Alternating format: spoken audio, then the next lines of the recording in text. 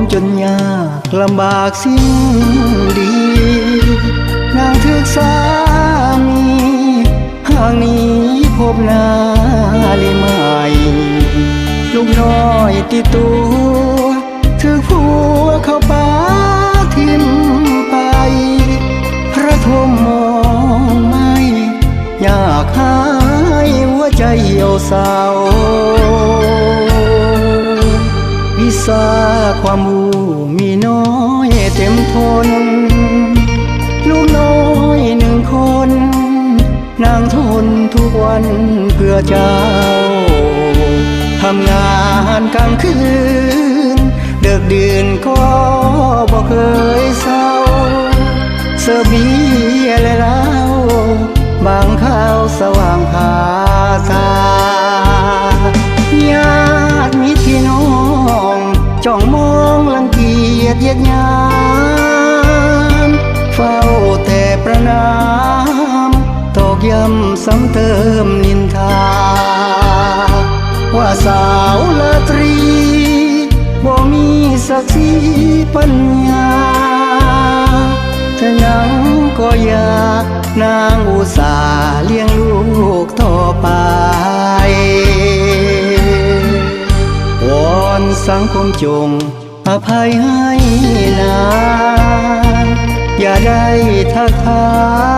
งให้นางระกำมองไม่อวยพรในนางสมหวังจงพบยอดสายคู่ยังเคียงกายพานางห่างหายความจน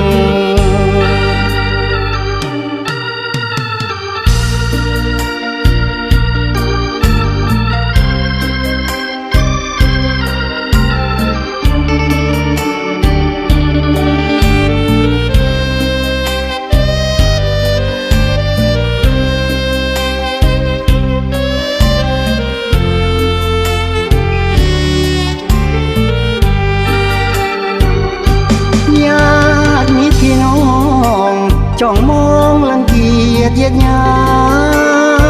มเฝ้าแต่ประนามตอกย้ำซ้ำเติมนินทาว่าสาวลาตรีบ่มีศักดิ์ศรีปัญญาถ้ายังก็อยากนางอุตส่าห์เลี้ยงลูกต่อไปวอนสังคมจง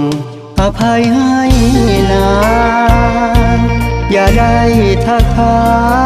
งให้นางระกำมองไม่อวยพรในนางสมหวังจงพบยอดสายคู่ยังเคียงกายพานาง